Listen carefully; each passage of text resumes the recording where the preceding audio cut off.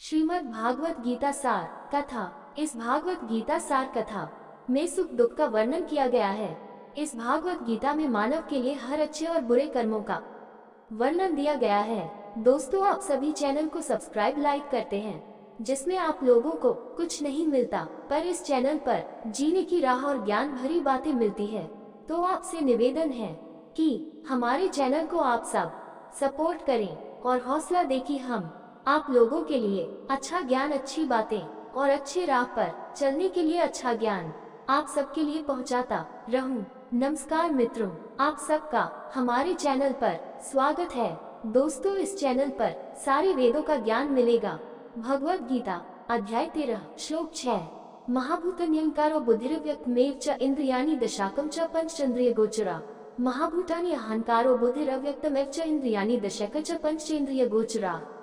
महाभूतानि पांच महाभूत अहंकार अहंकार, बुद्धि बुद्धि, अव्यक्तम अप्रकट मूल तत्व एव वस्तुतः च तथा इंद्रियाणि इंद्रियां, दश एक 11 च तथा पंच पांच च तथा इंद्रिय गोचरा इंद्रियों के पांच विषय। महाभूतानि अहंकारो बुद्धिरव्यक्तमेव च इंद्रियाणि दशकम च पंचेन्द्रिय गोचर। अनुवाद। कर्म क्षेत्र 5 महाभूतों अहंकार, बुद्धि, अप्रकट मूल तत्व, 11 इंद्रियां, 5 ज्ञानेन्द्रियां, 5 कर्मेंद्रियां तथा मन तथा 5 इंद्रियों के विषयों से निर्मित है। भगवत गीता अध्याय 13 श्लोक 7। इच्छा द्वेष सुख दुख हम संघातश्च चेतना धृति एतत् क्षेत्रम समासेन सविकारम उदाहृतम्। इच्छा द्वेषा सुख दुख संघातश्चेतना धृतः एतत् क्षेत्रम समसेनस विक्रम उदाहृतम्। इच्छा इच्छा, द्वेष द्वेष, सुखम सुख, दुखम दुख, संघाता समुच्चय, चेतना चेतना, धृति इच्छा, एतत् ये सब क्षेत्र कर्म क्षेत्र समासेन सम्मिलित सविकारम परिवर्तनों सहित उदाहृतम कहे गए हैं। इच्छा द्वेष सुख दुख संताश चेतना धृति हेतु क्षेत्र समसेना सविक्रम उदाहृतम। अनुवाद। इच्छा और द्वेष, सुख और दुख, शरीर, चेतना और इच्छा, ये सभी मिलकर क्षेत्र और उसकी प्रवृत्तियां हैं। आप श्री कृष्ण क्षेत्र के गुणों तथा उसके विभिन्न रूपों का स्पष्टीकरण करते हैं। शरीर गतिविधियों के क्षेत्र में शरीर शामिल है, लेकिन यह उससे कहीं ज्यादा है। मृत्यु तक शरीर 6 परिवर्तनों से गुजरता है। अस्तित्व में आना, जायते, जन्म, वर्धते, विकास, विपरीतनते, प्रजनन, अपक्षीयते, उम्र के साथ मुरझाना, विनश्यति, मृत्यु। शरीर आत्मा को दुनिया में या भगवान में खुशी की तलाश में सहायता करता है, क्योंकि आत्मा उसका मार्गदर्शन करती है। चेतना ये वह जीवन शक्ति है जो आत्मा में विद्यमान है और जिसे वह शरीर में मौजूद होने पर उसे भी प्रदान करती है। ये वैसा ही है जैसे अग्नि में गर्मी पैदा करने की क्षमता होती है, और यदि हम उसमें लोहे की छड़ डालें तो वह छड़ भी अग्नि से प्राप्त गर्मी से लाल हो जाती है। इसी प्रकार आत्मा शरीर में चेतना का गुण प्रदान करके उसे सजीव बना देती है। इस प्रकार श्री कृष्ण ने चेतना को कार्य क्षेत्र की एक विशेषता के रूप में शामिल किया है। इच्छा शक्ति ये वो दृढ़ संकल्प है जो शरीर के सभी घटकों को सक्रिय रखता है और उन्हें एक खास दिशा में केंद्रित रखता है। यह इच्छा शक्ति ही है जो आत्मा को कार्य क्षेत्र के माध्यम से लक्ष्य प्राप्त करने में सक्षम बनाती है। इच्छा शक्ति बुद्धि का एक गुण है जो आत्मा द्वारा सक्रिय होती है। सत्व गुण, रजोगुण और तमोगुण के प्रभाव के कारण इच्छा शक्ति में होने वाले बदलावों का वर्णन श्लोक 18.33 से 18.35 में किया गया है। इच्छा यह मन और बुद्धि का कार्य है जो किसी वस्तु, परिस्थिति, व्यक्ति आदि को प्राप्त करने की लालसा पैदा करता है। शरीर पर चर्चा करते समय हम शायद इच्छा को हल्के में लेंगे, लेकिन कल्पना करें कि अगर इच्छाएं न होती तो जीवन की प्रकृति कितनी अलग होती। इसलिए सर्वोच्च भगवान, जिन्होंने गतिविधियों के क्षेत्र को डिजाइन किया और इच्छा को इसके एक हिस्से के रूप में शामिल किया, स्वाभाविक रूप से इसका विशेष उल्लेख करते हैं। बुद्धि किसी वस्तु की वांछनीयता का विश्लेषण करती है और मन अपनी इच्छा को आश्रय देता है। जब कोई आत्म साक्षात्कार कर लेता है तो सभी भौतिक इच्छाएं समाप्त हो जाती हैं और अब शुद्ध मन ईश्वर की इच्छा को आश्रय देता है। जहां भौतिक इच्छाएं बंधन का कारण है, वहीं आध्यात्मिक इच्छाएं मुक्ति की ओर ले जाती हैं। घृणा यह मन और बुद्धि की एक ऐसी अवस्था है जो उन वस्तुओं, व्यक्तियों और स्थितियों के प्रति घृणा पैदा करती है जो उसे अप्रिय लगती है और उनसे बचने का प्रयास करती है। खुशी यह मन में होने वाली खुशी की अनुभूति है जो अनुकूल परिस्थितियों और इच्छाओं की पूर्ति के माध्यम से मन में अनुभव की जाती है। मन खुशी की अनुभूतियों को महसूस करता है और आत्मा भी उसके साथ ऐसा करती है, क्योंकि वह मन से पहचान रखती है। हालांकि भौतिक सुख कभी भी आत्मा की भूख को शांत नहीं कर पाता है, जो तब तक असंतुष्ट रहती है जब तक कि वह ईश्वर के अनंत दिव्य आनंद का अनुभव नहीं कर लेती। दुख यह अप्रिय परिस्थितियों के कारण मन में अनुभव की जाने वाली पीड़ा है। अब श्री कृष्ण उन गुणों और विशेषताओं का वर्णन करते हैं जो मनुष्य को ज्ञान के विकास में सक्षम बनाती हैं तथा इस प्रकार कर्म क्षेत्र का उद्देश्य जो मानव रूप है पूरा करती हैं। भगवद गीता अध्याय 13 श्लोकार्थ -12 अमानित्वम दम्भित्वम अहिंसा कांतिरर्जवम आचार्योपास शौचम स्थिर्यमात्म विनिग्रह इंद्रियार्थेषु वैराग्यम अहंकारश्च जन्म मृत्युश्च व्याधि दुःख दोषानुदर्शनम असक्तिकरणं विश्वन् पुत्रदारग्रहादिषु नित्यं च समचित्तत्वम् इष्टानिष्टोपतिषु मयि चान्ययोगेन भक्तिरव्यभिचारिणी विविक्तदेशसेवित्वं मृत्युर्जनसंसदि अध्यात्मज्ञान नित्यत्वं तत्त्वज्ञानार्थ दर्शनम् एतज्ज्ञानमिति प्रोक्तम् ज्ञानीयतन्यथा अमानित्वम अदम्भित्वम अहिंसा क्षान्तिरार्जव आचार्योपासना शौचं स्थिर आत्मा विनिग्रह इंद्रियार्थेषु वैराग्यम अहंकारश्च जन्म मृत्यु जरा व्याधि दुःख दोषानुदर्शनम् असक्तिरन् विश्वं पुत्र दारगृहादिषु नित्यं च समचित्तत्वम् इष्टानिष्टोपतिषु मयि चान्या योगेन भक्तिरव्यभिचारिणी विवेक देश सेवित्वम् अरतिर्जन संसदि अध्यात्म ज्ञान नित्यत्वं तत्त्वज्ञानार्थ दर्शनम् एतज्ज्ञानम् इति प्रोक्तम् अज्ञानं यदतोऽन्यथा अमानित्वम विनम्रता अदम्भित्वम पाखंड से मुक्ति अहिंसा अहिंसा शांति क्षमा आर्जवम सरलता आचार्य उपासना गुरु की सेवा शौचम शरीर और मन की पवित्रता स्थैर्यम दृढ़ता आत्म विनिग्रह आत्म संयम इंद्रिय अर्थेषु इंद्रियों के विषयों के प्रति वैराग्यम वैराग्य अहंकार अहंकार का अभाव एवच तथा जन का मृत्यु जरा बुढ़ापा व्याधि रोग दुख बुराया दोष अनुदर्शनम धारणा असक्ति अनासक्ति अनाभिष्वंगा तृष्णा का अभाव पुत्र बच्चे दारा जीवन साथी ग्रह आदिषु घर आदि नित्यम स्थिर च तथा समचित्तत्वम समचित्तता इष्ट वांछनीय अनिष्ट अवांछनीय उपतिषु प्राप्त करके मई मेरी ओर च भी अनन्य योगेन विशेष रूप से एकजुट भक्ति अव्यभिचारिणी स्थिर विवेक एकांतवासी देश स्थान सेवित्वम की ओर झुकाव अर्थ घृणा जन संसदी सांसारिक समाज के लिए अध्यात्म आध्यात्मिक ज्ञान नित्यत्वम स्थिरता तत्व ज्ञान आध्यात्मिक सिद्धांतों का ज्ञान अर्थ के लिए दर्शनम तत्व ज्ञान एतत् ये सब ज्ञानम ज्ञान इति इस प्रकार प्रोक्तम घोषित अज्ञानम अज्ञान यत् क्या अतः इसके अन्यथा विपरीत अमनित्वम अदम्भित्वम अहिंसा क्षनिरार्जवाचार्योपासना शौचम स्थिर आत्मा विनिग्रह इंद्रियर्थेषु वैराग्यम अहंकारश्च जन्म मृत्यु जरा व्याधि दुःख दोषानुदर्शनम् असक्तिरनाभिष्वङ्गः पुत्र दाराग्रहादिषु नित्यं च समचित्तत्वम् इष्टनिष्टोपतिषु मयि मे चान्या योगेन भक्तिरव्यभिचारिणी विवेक देश सेवित्वम् अरतिर्जन संसदि अध्यात्म ज्ञान नित्यत्वं तत्त्वज्ञानार्थ दर्शन एतज्ज्ञानम् इति प्रोक्तम् अज्ञानं यदतोऽन्यथा। अनुवाद विनम्रता पाखंड से मुक्ति अहिंसा क्षमा सरलता गुरु की सेवा शरीर और मन की शुचिता स्थिरता तथा आत्म संयम इंद्रिय विषयों के प्रति वैराग्य अहंकार का अभाव जन्म रोग बुढ़ापा और मृत्यु के दोषों को ध्यान में रखना अनासक्ति जीवन साथी बच्चों घर आदि से आसक्ति का अभाव जीवन में वांछित और अवांछित घटनाओं के बीच संभाव मेरे प्रति निरंतर और अनन्य भक्ति एकांत स्थानों की ओर झुकाव और सांसारिक समाज से विमुक्ता आध्यात्मिक ज्ञान में निरंतरता और परम सत्य की दार्शनिक खोज इन सभी को मैं ज्ञान घोषित करता हूँ और जो इसके विपरीत है उसे मैं अज्ञान कहता हूँ। क्षेत्र और क्षेत्रज्ञ का ज्ञान प्राप्त करना केवल बौद्धिक अभ्यास नहीं है। पुस्तकीय ज्ञान के विपरीत जिसे व्यक्ति के चरित्र में परिवर्तन किए बिना विकसित किया जा सकता है, श्री कृष्ण जिस आध्यात्मिक ज्ञान की बात कर रहे हैं उसके लिए हृदय की शुद्धि की आवश्यकता होती है। यहाँ हृदय का तात्पर्य भौतिक अंग से नहीं है। मन और बुद्धि के आंतरिक तंत्र को भी कभी कभी हृदय कहा जाता है। ये 5 श्लोक उन सद्गुणों आदतों व्यवहारों और दृष्टिकोणों का वर्णन करते हैं जो व्यक्ति के जीवन को शुद्ध करते हैं और उसे ज्ञान के प्रकाश से प्रकाशित करते हैं। विनम्रता जब हम अपने व्यक्तिगत क्षेत्र के गुणों जैसे सुंदरता बुद्धि प्रतिभा शक्ति आदि पर गर्व करने लगते हैं तो हम भूल जाते हैं कि ईश्वर ने हमें ये सभी गुण दिए हैं।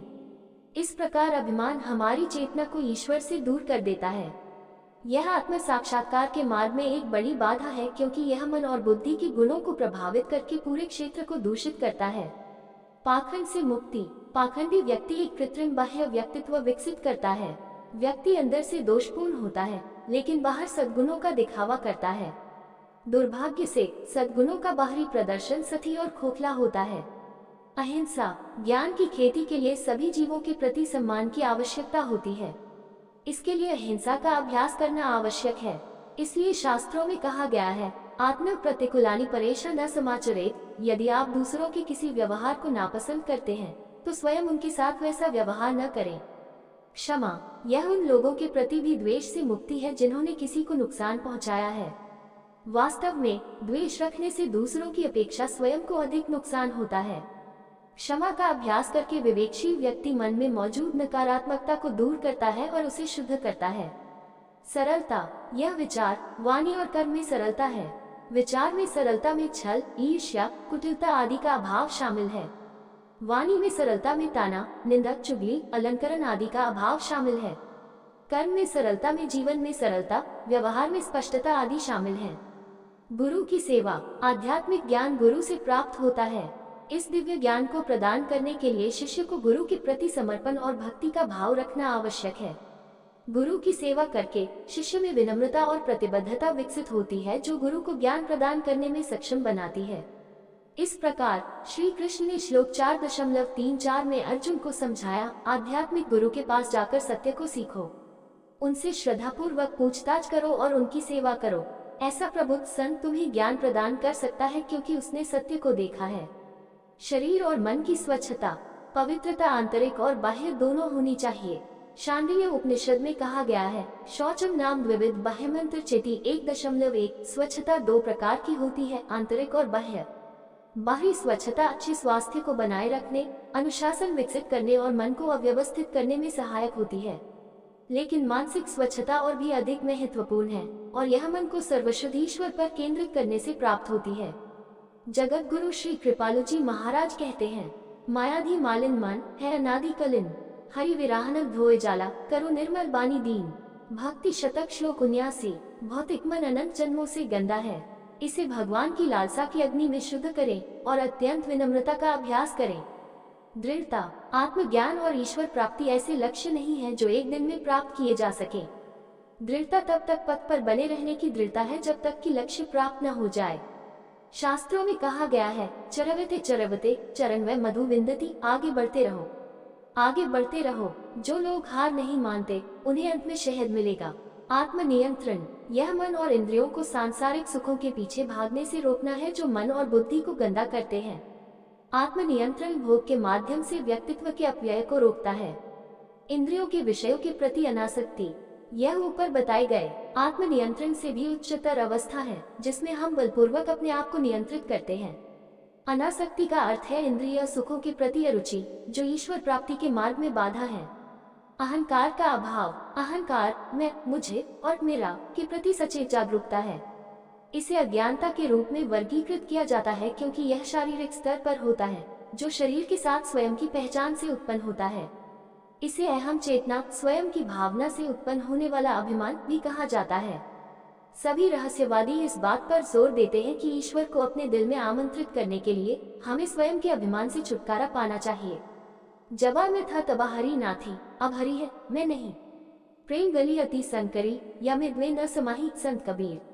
जब मैं अस्तित्व में था तब ईश्वर नहीं था, अब ईश्वर मौजूद है और मैं नहीं है। दिव्य प्रेम का मार्ग बहुत संकीर्ण है, ये मैं और ईश्वर दोनों को समायोजित नहीं कर सकता। ज्ञान योग और अष्टांग योग के मार्ग में अहम चेतना से मुक्ति पाने के लिए विस्तृत साधनाएं हैं, लेकिन भक्ति योग के मार्ग में ये बहुत आसानी से समाप्त हो जाती है। हम अहम स्वयं का भाव के आगे दास सेवक जोड़ देते हैं, जिससे ये दासोहम मैं भगवान का सेवक हूँ बन जाता है। अब मैं हानिकारक नहीं रह जाता और आत्म चेतना की जगह ईश्वर चेतना आ जाती है। जन्म, रोग, बुढ़ापा और मृत्यु की बुराइयों को ध्यान में रखते हुए यदि बुद्धि इस बारे में अनिर्णित है कि क्या अधिक महत्वपूर्ण है, भौतिक वृद्धि या आध्यात्मिक धन, तो आत्मज्ञान प्राप्त करने के लिए आवश्यक दृढ़ इच्छा शक्ति विकसित करना कठिन हो जाता है। लेकिन जब बुद्धि को संसार की अनाकर्षिकता के बारे में विश्वास हो जाता है तो वह अपने संकल्प में दृढ़ हो जाती है। इस दृढ़ता को प्राप्त करने के लिए हमें लगातार उन दुखों का चिंतन करना चाहिए जो भौतिक संसार में जीवन का अविभाज्य हिस्सा है। इसी बात ने बुद्ध को आध्यात्मिक मार्ग पर स्थापित किया। उन्होंने एक बीमार व्यक्ति को देखा और सोचा, अरे संसार में बीमारी है, मुझे भी एक दिन बीमार पड़ना पड़ेगा। फिर उन्होंने एक बूढ़े व्यक्ति को देखा और सोचा, बुढ़ापा भी है, इसका मतलब है कि मैं भी एक दिन बूढ़ा हो जाऊंगा। उसके बाद उन्होंने एक मृत व्यक्ति को देखा और महसूस किया, ये भी अस्तित्व का एक हिस्सा है। इसका मतलब है कि मुझे भी एक दिन मरना होगा। बुद्ध की बुद्धि इतनी बोधगम्य थी कि जीवन के इन तथ्यों के संपर्क में आने से उन्होंने सांसारिक अस्तित्व को त्याग दिया। चूंकि हमारे पास ऐसी निर्णायक बुद्धि नहीं है, इसलिए हमें इन तथ्यों पर बार बार मनन करना चाहिए ताकि संसार की अनाकर्षकता हमारे मन में बैठ जाए। अनासक्ति, इसका अर्थ है संसार के प्रति अनासक्ति। हमारे पास केवल एक मन है और यदि हम इसे आध्यात्मिक लक्ष्यों की प्राप्ति में लगाना चाहते हैं तो हमें इसे भौतिक वस्तुओं और व्यक्तियों से अलग करना होगा। साधक सांसारिक आसक्ति के स्थान पर ईश्वर के प्रति प्रेम और आसक्ति रखता है। जीवन साथी, बच्चों, घर आदि से लगाव न होना, ये ऐसे क्षेत्र हैं जहां मन आसानी से आसक्त हो जाता है। शारीरिक सोच में व्यक्ति सहज रूप से परिवार और घर को मेरा मान लेता है। इस प्रकार वे मन पर अधिक बार टिके रहते हैं और उनसे लगाव मन को भौतिक चेतना से जकड़ लेता है। आसक्ति के कारण हम परिवार के सदस्यों से जिस तरह का व्यवहार चाहते हैं उसकी अपेक्षाएं होती हैं और जब ये अपेक्षाएं पूरी नहीं होती हैं तो इससे मानसिक पीड़ा होती है। साथ ही अनिवार्य रूप से परिवार से अलगाव होता है, या तो अस्थायी रूप से यदि वे किसी अन्य स्थान पर चले जाते हैं, या स्थायी रूप से यदि वे मर जाते हैं। ये सभी अनुभव और उनकी आशंकाएं मन पर भारी पड़ने लगती हैं और उसे ईश्वर से दूर ले जाती हैं। इसलिए यदि हम अमर आनंद चाहते हैं तो हमें जीवन साथी, बच्चे और घर के साथ बातचीत करते समय विवेक का अभ्यास करना चाहिए ताकि मन उलझने से बच सके। हमें उनके प्रति अपना कर्तव्य बिना आसक्ति के निभाना चाहिए, जैसे एक नर्स अस्पताल में अपना कर्तव्य निभाती है या एक शिक्षक स्कूल में अपने छात्रों के प्रति अपना कर्तव्य निभाता है। जीवन में वांछित और अवांछित घटनाओं के बीच संभाव रखना। सुखद और दुखद घटनाएं बिना बुलाए आती हैं, जैसे रात और दिन। यही जीवन है। इन द्वंद्वों से ऊपर उठने के लिए हमें दुनिया के प्रति अनासक्ति के माध्यम से अपनी आध्यात्मिक शक्ति को बढ़ाना सीखना चाहिए। हमें जीवन की उदासियों से अप्रभावित रहने और सफलता के उत्साह में बह न जाने की क्षमता विकसित करनी चाहिए। मेरे प्रति निरंतर और अनन्य भक्ति। मात्र वैराग्य का अर्थ है कि मन नकारात्मक दिशा में नहीं जा रहा है, लेकिन जीवन केवल अवांछनीय को रोकने से कहीं अधिक है। जीवन वांछनीय में संलग्न होने के बारे में है। जीवन का वांछनीय लक्ष्य भगवान के चरण कमलों में इसे समर्पित करना है। इसलिए श्री कृष्ण ने यहाँ इस पर प्रकाश डाला है। एकांत स्थानों के लिए झुकाव। सांसारिक लोगों के विपरीत भक्तों को अकेलेपन की भावनाओं को दूर करने के लिए संगति की आवश्यकता नहीं होती है। वे स्वाभाविक रूप से एकांत पसंद करते हैं, जो उन्हें अपने मन को ईश्वर के साथ संवाद में लगाने में सक्षम बनाता है। इसलिए वे स्वाभाविक रूप से एकांत स्थानों को चुनने के लिए इच्छुक होते हैं, जहां वे भक्ति विचारों में खुद को अधिक गहराई से लीन करने में सक्षम होते हैं। सांसारिक समाज से विमुक्तता। भौतिकवादी मन की निशानी यह है कि उसे सांसारिक लोगों और सांसारिक मामलों की चर्चा में आनंद आता है। जो व्यक्ति दिव्य चेतना का विकास कर रहा है वह इन गतिविधियों के प्रति स्वाभाविक रूप से अरुचि विकसित कर लेता है और इस प्रकार सांसारिक समाज से दूर रहता है।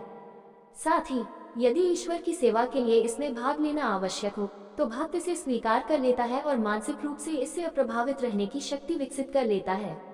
आध्यात्मिक ज्ञान में निरंतरता। किसी चीज को सैद्धांतिक रूप से जानना ही पर्याप्त नहीं है। हो सकता है कि कोई जानता हो कि क्रोध एक बुरी चीज है, लेकिन फिर भी वह बार बार उस पर गुस्सा निकाल सकता है। हमें अपने जीवन में आध्यात्मिक ज्ञान को व्यावहारिक रूप से लागू करना सीखना होगा। ये सिर्फ एक बार गहन सत्य सुनने से नहीं होता। उन्हें सुनने के बाद हमें उन पर बार बार चिंतन करना चाहिए। दिव्य सत्यों पर इस तरह का चिंतन ही आध्यात्मिक ज्ञान में निरंतरता है, जिसके बारे में श्री कृष्ण बात कर रहे हैं। परम सत्य की दार्शनिक खोज। पशु भी खाने, सोने, संभोग करने और रक्षा करने जैसी शारीरिक गतिविधियों में संलग्न रहते हैं। हालांकि भगवान ने विशेष रूप से मानव रूप को ज्ञान की क्षमता से आशीर्वाद दिया है। ये हमें विलासितापूर्ण तरीके से शारीरिक गतिविधियों में संलग्न होने में सक्षम बनाने के लिए नहीं है, बल्कि हमें इन सवालों पर चिंतन करने के लिए है। मैं कौन हूँ?